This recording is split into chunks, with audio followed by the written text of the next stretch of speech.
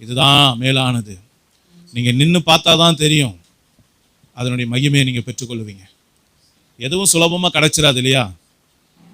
ஒரு ப்ரமோஷனே சில எக்ஸாம் எழுதினா தான் கிடைக்கிது. அடுத்த கிளாஸுக்கு நாம் போகிறதே சில எக்ஸாம் பாஸ் பண்ணால் தான் போக முடியும். அதே போல் ஆவிக்குரிய வாழ்க்கையில் கூட சில ஆசீர்வாதத்தை பெற்றுக்கொள்ள, சில உயர்ந்த நிலைகளை நாம் அடைவதற்கு சில கடினமான பாதைகள் வழியாக தான் நம்ம கடந்து போக வேண்டியதாக இருக்குது. அதை போகாமையே நான் தேவப்பிள்ளைன்னு சொல்லுது எத்தனை பெரிய ஒரு பொல்லாத காரியம். யோசிச்சு பாருங்க. போகணும். ஆவிக்குரிய வாழ்க்கையில் பாடு வேதனைகள் எது இருந்தாலும் நிற்க பழகுங்க. கர்த்தர் அப்படியே உங்களை விட மாட்டா. கர்த்தர் விடுதலை ஆக்குவார். அல்லேலூயா. சோதனையை சகிக்கிற மனுஷன் பாக்கியவான், அவன் உத்தமன் என்று விளங்கின பின்பு கர்த்தர் தம்மிடத்திலே அன்பு கூர்ந்தவர்களுக்கு வாக்குத்தத்தம் பண்ணின ஜீவ கிரீடத்தை அவன் பெறுவான் என்று வேதம் சொல்லுகிறது. என் அன்பு தேவ பிள்ளையே, இந்த கசப்பு உங்ககிட்ட இருக்கா பாரு. என் மகனே, உங்ககிட்ட கசப்பு இருக்கா?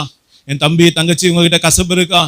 கசப்பு வேண்டாமே, கசப்பு வேண்டாமே. அது உன்னை தீட்டுப்படுத்துமே, அது உன்னை கலங்க பண்ணுமே, அது உன் தேவ கிருபை இழக்க பண்ணுமே, அது ஏசாவை போல உன்னை மாற்றிடுமே, அலட்சியத்தை கொண்டு வந்துடுமே. இந்த கசப்பை கொஞ்சம் உன்னை விட்டு அகற்று, உன் பிள்ளையை விட்டு அகற்று, உன் குடும்பத்தை விட்டு அகற்று. நீ முன்மாதிரியா இருக்க அழைக்கப்பட்டவன். உன்னை பார்க்கும்போது பரிசுத்தவானாய் தெரியணும், உன்னை பார்க்கும்போது நீதிமானாய் தெரியணும், உன்னை பார்க்கும்போது உத்தமனாய் தெரியணும்.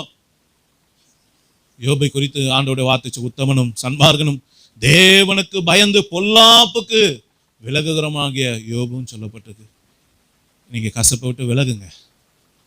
நீங்க உத்தமனாய் இருக்க கர்த்தர் அழைக்கிறார், நீதிமானாய் இருக்க கர்த்தர் அழைக்கிறார், பரிசுத்தவானாய் இருக்க கர்த்தர் அழைக்கிறார். யார் உங்ககிட்ட விரோதம் பாராட்டினாலும் நீங்க விரோதம் பாராட்டாதீங்க. ஏன்னா தேவ அன்பு உங்களை நிரப்பி இருக்கிறது. தேவ அன்பு நிரப்பி இருக்கிறது. தேவன் இப்படி வைராக்கியம் பாராட்டி இருந்தால் நம்ம ரசிக்கப்பட்டிருக்க முடியுமா? நாம் ஆசீர்வதிக்கப்பட்டிருக்க முடியுமா? இது வரைக்கும் நம்ம கடந்து வந்த பாதையை யோசிச்சு பாருங்க. நாம செய்யாததையா மற்றவங்க செஞ்சிடறாங்க நம்மகிட்ட. ஏசப்பா அதெல்லாம் பார்த்து நம்மகிட்ட அவர் வைராக்கியமா இருந்திருந்தா, அவரு நம்ம மேல கசப்பு வச்சிருந்தா நாம எப்படி இருந்திருப்போம்? யோசிச்சு பாருங்க. அவர்கிட்ட இருந்து நம்ம கத்துக்கணும் இல்லையா? அவர் நம்ம கிட்ட கசப்பா இருக்கிறதே இல்லையே. அப்பான்னு ஓடி போனா உடனே நம்மளை கட்டி அரவணைத்துக் கொள்கிறாரே, எத்தனை அன்புள்ள தெய்வம். நம்ம கண்ணீர் விட்டா தாங்காத ஒருத்தர் அவரு. நாம கதறி அழுதா தாங்க மாட்டார் அவரு, உடனே ஓடோடி வந்துருவாரு. யோசிச்சு பாருங்க ஐயா, எத்தனை அன்பு. அன்புனால கசப்பை ஜெயிக்க ஒப்பு கொடுங்க. இயேசுவின் அன்பினால உங்க கசப்பை ஜெயிக்க மேற்கொள்ள ஒப்பு கொடுங்க. இனி வாழ்க்கையில கசப்பை பாராட்டவே பாராட்டாதீங்க.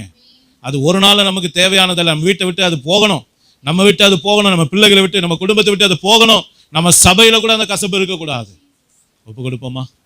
எல்லாரும் ஒப்பு கொடுத்து ஜெபிப்போம். அல்லேலூயா.